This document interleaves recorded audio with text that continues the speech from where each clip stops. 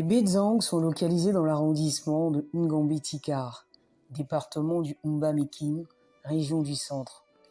Ils ont un attachement à leurs territoires ancestraux et de ce qui reste des forêts qu'ils considèrent comme un bien commun, représentant ici la base de leur existence. Les Bedzang sont estimés à 714 individus, soit 3,38% seulement de la population totale de la localité et répartis dans 7 hameaux. Peuple au tempérament docile, quelque peu introverti, orienté vers la satisfaction de ses besoins primaires, les Bedzang, ces pygmées du centre, subissent depuis longtemps une discrimination de la part de leurs voisins Tikar et un abandon remarqué de la part de l'administration locale et même nationale, ce qui ne s'est pas amélioré avec le temps, tant du fait de la pression de la déforestation. De plus, ils ne sont pas inclus dans le processus de partage de la redevance forestière annuelle, RFA, et ne bénéficient pas non plus des différentes réalisations sociales externes propres au cahier de charges des exploitants forestiers, forts des droits qui sont les leurs. Je m'appelle Njalidi. Oui. Je suis Tika. Oui. Mon père est Tika. Ma mère est Tika. Et vous êtes installé dans le hameau aussi depuis combien de temps? Ça fait 2 ans. Oui. Je suis ici.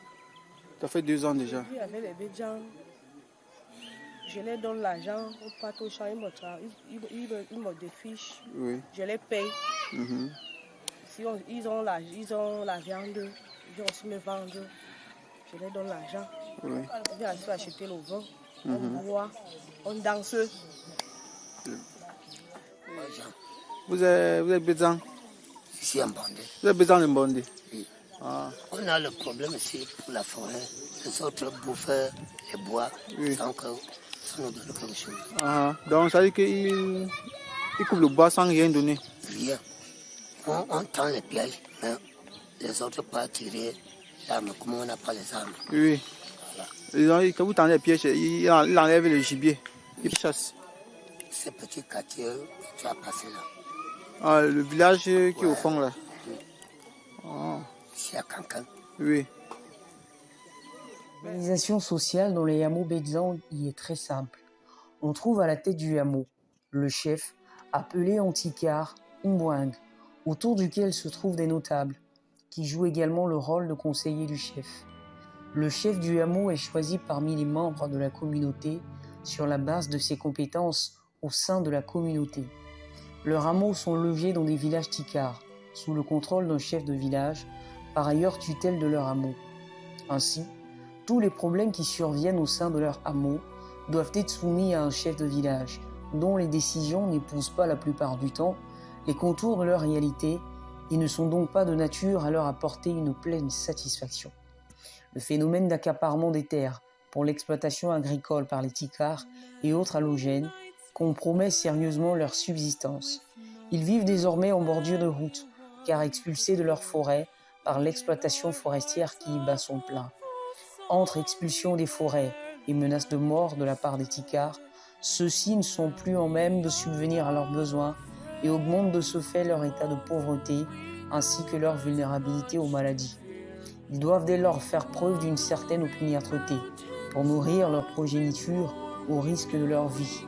Mon nom est Rose Claire de Gilles, chef de service de l'action sociale. Comme si je veux parler des Bedzang.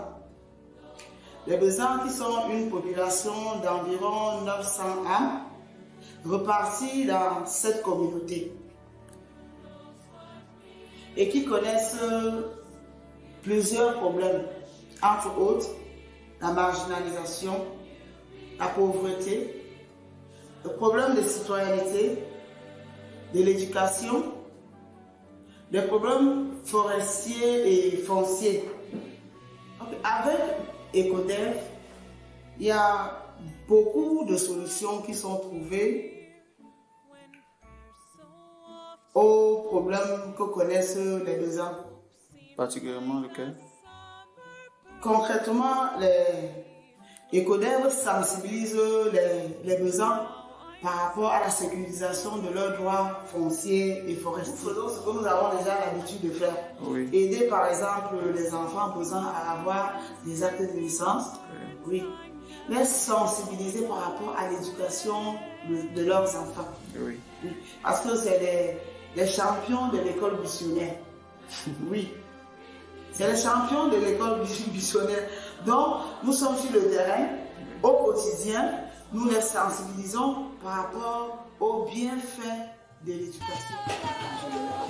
Mais c'est vrai que jusque-là, les conditions de vie de cette population restent assez précaires, malgré les efforts qui sont faits.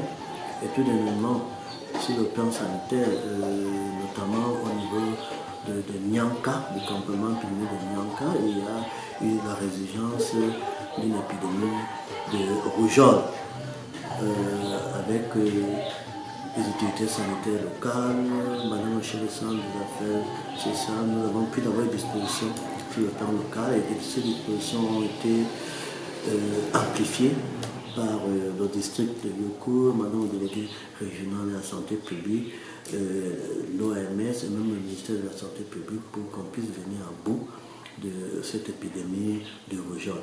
Donc c'est une population évidemment qui mérite qu'on lui porte une attention particulière, une population qui a suffisamment de difficultés. Nous essayons en tant que maire de leur apporter notre modeste contribution, mais je crois qu'il y a beaucoup d'efforts encore à faire. Oui, monsieur le maire, merci beaucoup déjà pour cela. Et qu'en est-il donc de leurs droits fonciers et forestiers? Oui, ils occupent en fait des territoires qui sont plus ou moins intégrés ou bien attachés à des villages Tika. Donc je crois que c'est toute la problématique avec les droits fonciers et forestiers parce que il faudrait pouvoir s'accorder.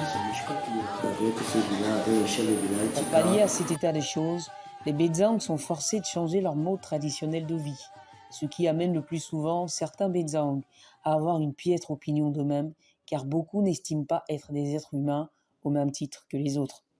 Nous souffrons beaucoup, et personne ne vient nous aider, alors qu'ils connaissent bien, peut-être nous sommes des animaux, sans le savoir. Ainsi s'exclame un habitant du hameau de Ngandié.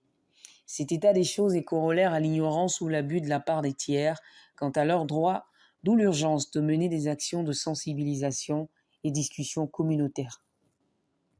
L'association Écosystème et Développement, en abrégé EcoDev, œuvre déjà depuis 2020 dans la localité, dans le cadre des sensibilisations sur leurs droits fonciers et forestiers et la réalisation des monographies avec les 7 hameaux que compte l'arrondissement de Ngambi-Tika.